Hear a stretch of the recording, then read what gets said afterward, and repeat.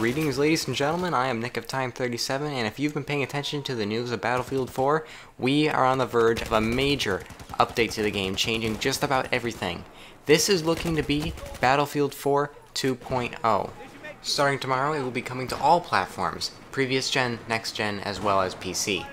And if you've been playing on the CTE, or Community Test Environment on the PC side, you will know most of the updates that are going to be coming in the next patch. But for those of us who aren't as lucky, DICE has been kind enough to compile a list of some of the major things that are coming. So let's not waste any time and get right into it. First of all, if you are a fan of the word netcode, I have some good news for you. Hit detection has been moved from client side to server side. So what this means is you shouldn't get as many false positives when you try and shoot at an enemy player. Previously what would happen is you would sometimes be shooting at an enemy player, your shots would appear to be landing, but in reality they would just be curving around him due to his position on his screen, and he would proceed to turn around and load you with bullets. The netcode itself has also been improved, so you shouldn't have as many problems with dying behind corners. Moving on, we have some new changes to game modes. If you enjoy playing Rush, then there will be a major change in the way most of the Rush maps are designed. With the exception of Dawnbreaker, all of the vanilla maps for Rush have been changed. So, for example, there won't be any more transport helicopters, nor will you be able to parachute in when you place a spawn beacon.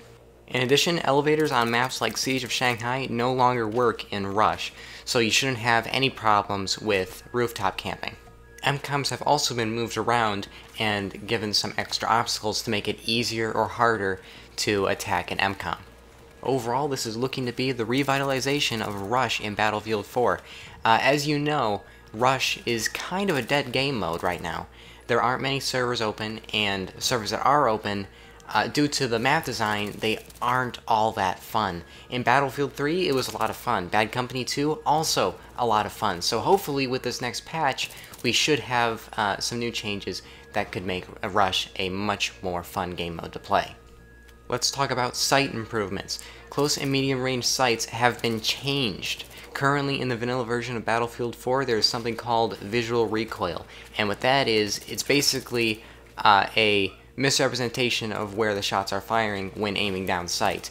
When you aim down sight currently in Battlefield 4 and then fire, the red dot will move around with the optic, and the problem with this is that it's not actually representing where the shots are firing. So without the visual recoil, the dot will remain in the center of your vision and show you where the bullets are accurately firing. The visibility of red dots when using an optic have also been improved, so now you shouldn't have as many problems when you're looking at a white background.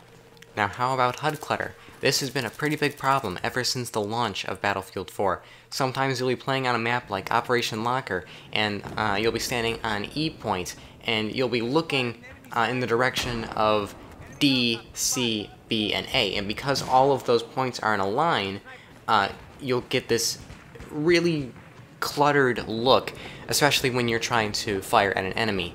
So now what you can do is you can change all of the aspects, most of them anyway, of the heads-up display.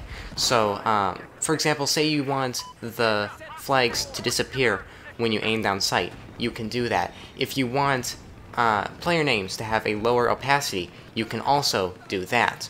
This is going to allow a greater customization of the HUD in Battlefield 4, and it should allow you to create a heads-up display that looks right for you.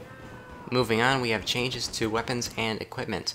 Now there is a medic triage system, so if you're using defibrillators on the assault class and you go to revive someone, there will be a little timer that tells you how long until you can't revive them anymore. And this will allow you to decide if you want to go for a full revive or if you only have time to do a short revive.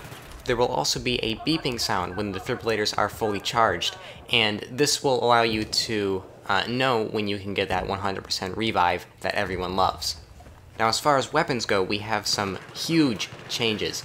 Weapons across the board have a reduced side-to-side recoil, so you shouldn't have to try and compensate for recoil that is too random. The damage model has also been changed with this next update. It will now require an additional shot to down someone at pretty much all ranges. However, DMRs have remained largely untouched, so now you can still get that 3-shot kill at most ranges. Revolvers, however, have seen a massive improvement. Trigger delay has been completely removed, so now you won't have the awkward delay between when you pull the trigger on something like the Magnum and when the gun actually fires. So now, hopefully, the revolvers will actually be more reliable. Finally, the bullet velocity has been increased on all suppressed weapons, so now you should have a greater range when you go to put a suppressor on something like the AK-5C, for example. This is just a snippet of some of the changes that are coming for the next patch of Battlefield 4. Don't forget to stay tuned to my channel where I will have more content for Battlefield 4 2.0 in the coming days. But with all that said, I'm Nick of Time 37, thank you for watching and take care.